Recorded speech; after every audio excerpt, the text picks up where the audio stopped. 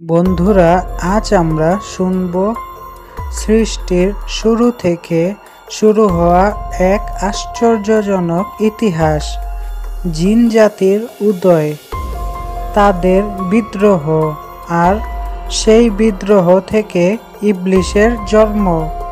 কেন তাকে জান্নাত থেকে বের করে পৃথিবীতে নামানো হলো, কেন তাকে কিয়ামত পর্যন্ত সময় দেওয়া হলো, আর মানুষের সাথে শয়তানের শত্রুতা কেন শুরু হলো। আজ সব প্রশ্নের A to Z উত্তর একটানা সহজ ভাষায়। জিন জাতির সৃষ্টি।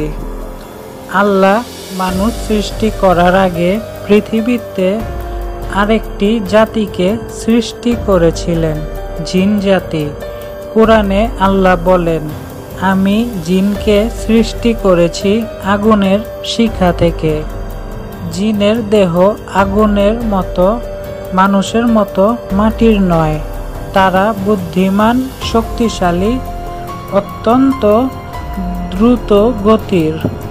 তাদের মধ্যে ছিল রাজা, সৈন্য, উপজাতি, বংশ, মানুষের মতো সমাজ ব্যবস্থা। তারা আয়ুতে দীর্ঘ, কখনো শত শত বছর বেঁচে থাকে। শুরুতে পৃথিবী সুন্দর ছিল।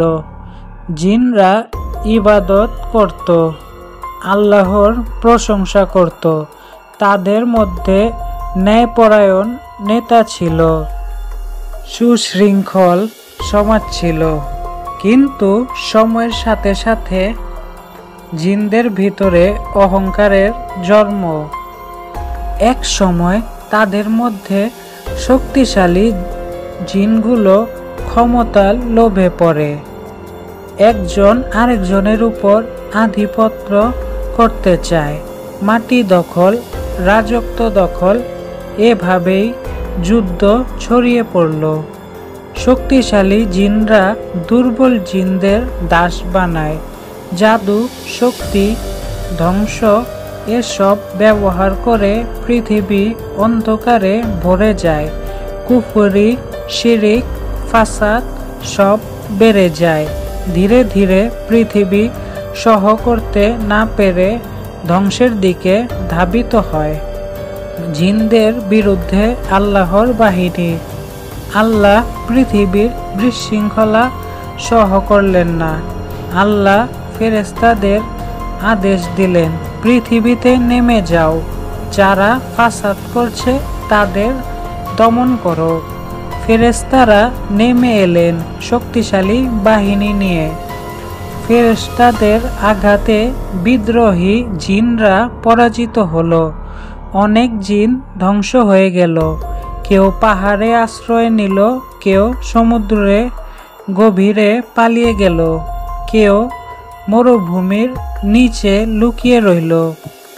এ বিশাল যুদ্ধে বেঁচে থাকা জিনদের একটি ছোট অংশ আল্লাহর পথে ফিরে আসে। ফেরেশতারা তাদের জান্নাতের কাছাকাছি এক নিরাপদ জায়গায় নিয়ে যান। এদের মধ্যে একজন ছিল ইবলিস। ইবলিস তখন ছিল মুত্তাকি, ধার্মিক, আল্লাহর ইবাদতকারী। ইবলিসের উত্থান।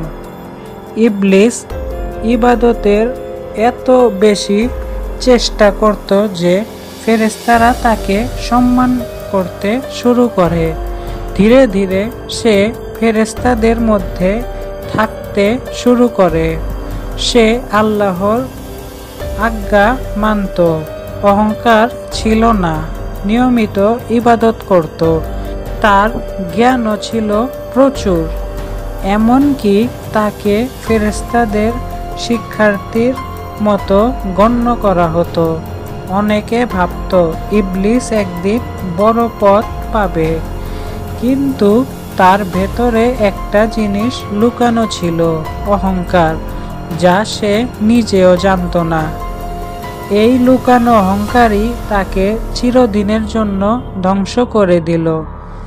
মানুষের সৃষ্টি ঘোষণা। একদিন আল্লাহ বলেন, আমি পৃথিবীতে একজন প্রতিনিধি সৃষ্টি করতে যাচ্ছি। ফেরেশতারা জিজ্ঞেস করলেন, হে আল্লাহ, তারা কি পৃথিবীতে ফাসাদ করবে না, রক্তপাত করবে না?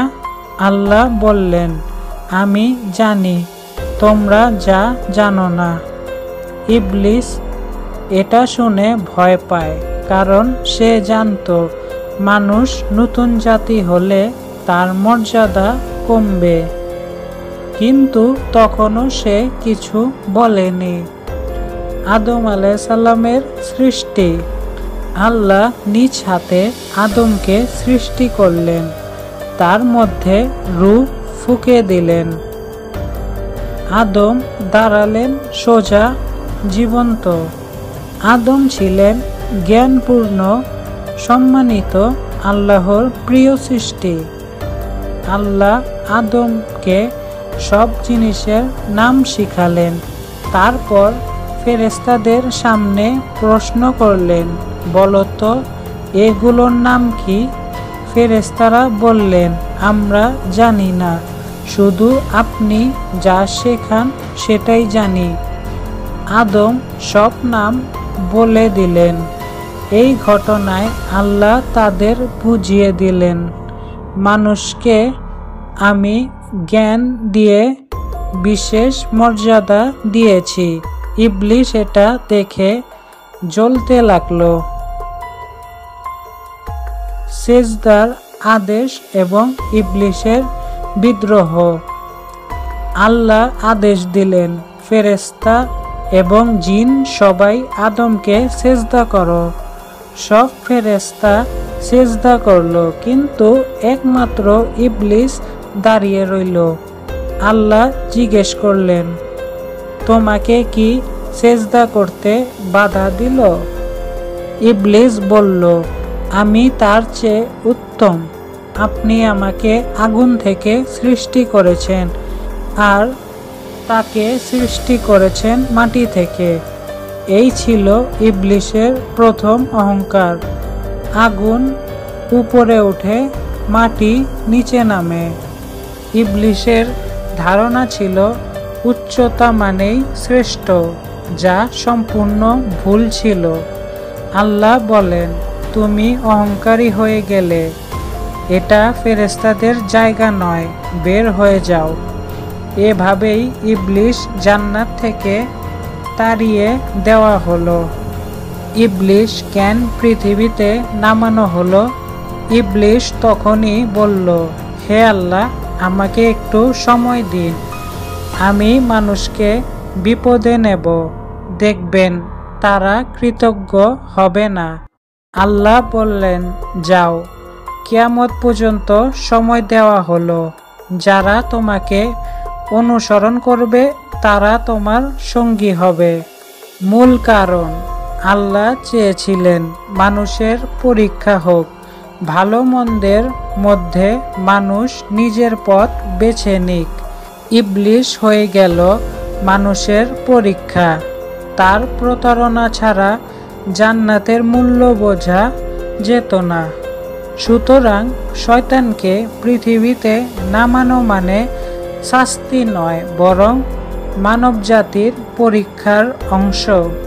ইবলিসের শপথ।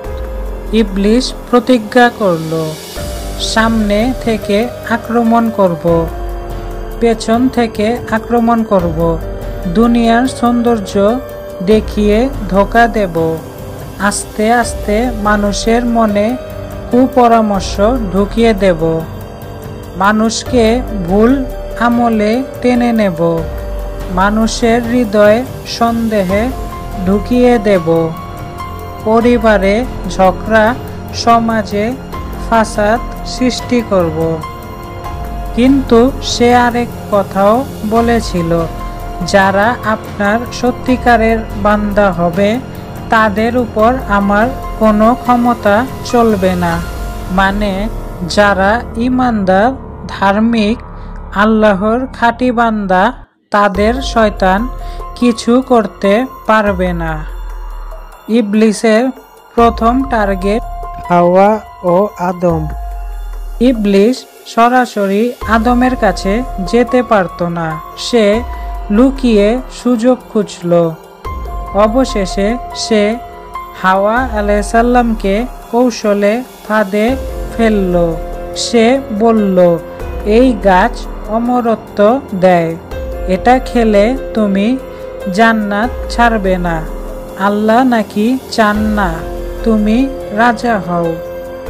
এভাবে ধীরে ধীরে সন্দেহে, প্রলোভন, মিথ্যা এসব ঢুকিয়ে দিল। অবশেষে আদম ও হাওয়া ভুল করে ফল খেলেন। আল্লাহ তাদের পৃথিবীতে পাঠালেন, কিন্তু এটি ছিল শাস্তি নয়, বরং পৃথিবীতে মানবজাতির সূচনা। পৃথিবীতে মানুষ বনাম শয়তান। মানুষ পৃথিবীতে নেমেই যুদ্ধ শুরু করল না, বরং নেমে শুরু হলো পরীক্ষা। শয়তান কি করে? মনকে দুর্বল করে, নফসকে উত্তেজিত করে, পাপকে সুন্দর দেখায়, সৎ কাজকে কঠিন মনে করায়, দুনিয়ার লোভ দেখায়, ওয়াসওয়াসা দেয়। মানুষ কি করে?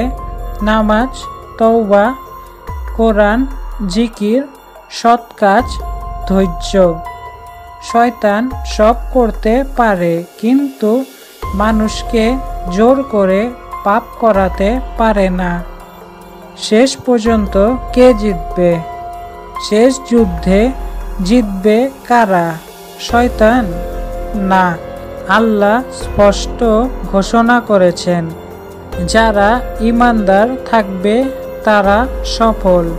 শয়তান শুধু ডাকে, জোর করে না। যারা তার সাথে যাবে তারাই ক্ষতিগ্রস্ত। ইবলিস জানে সে ধ্বংস হবে। তার কাজ শুধু যত বেশি মানুষকে পারা যায় নষ্ট করা। বন্ধুরা, ইবলিস তাড়ানো হয়েছিল অহংকারের কারণে।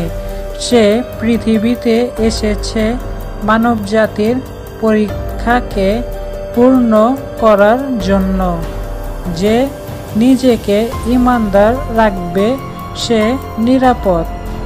শয়তান সবসময় ফাঁদ তৈরি করবে, কিন্তু মনে রাখুন, আল্লাহর সাহায্য সবসময় সত্যবাদীদের সাথেই থাকে।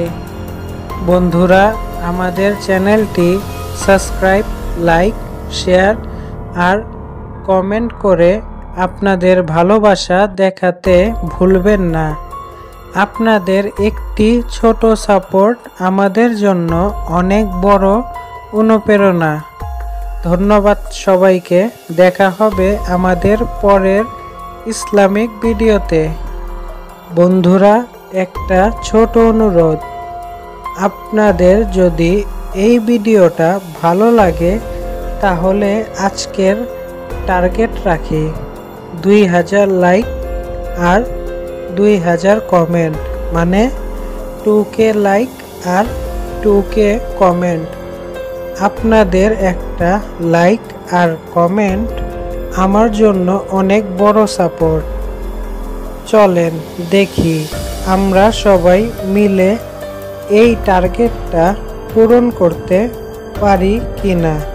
তো সবাই ভালো থাকবেন, সুস্থ থাকবেন আর দোয়া করবেন আল্লাহ যেন সবাইকে ভালো রাখে।